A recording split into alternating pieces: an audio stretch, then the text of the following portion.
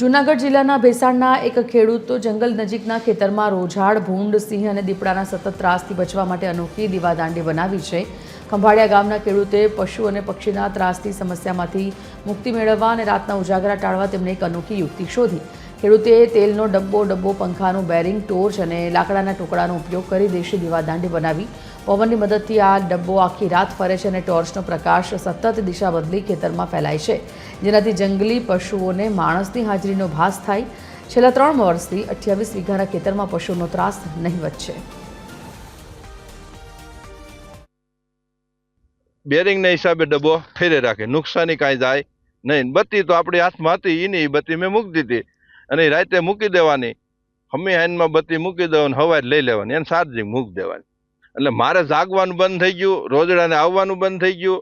અને અંજવારું રોજડા ઉપર કે ભૂંદડા ઉપર ગમે એની ઉપર જાય એટલે રાતનું ગમે એ જનાવર હોય હાલતું, અંજવારું દેખે એટલે હાલતું થઈ જાય. અચાનક અંજવારું આવે એટલે જનાવર હાલતું તો થઈ જ જાય.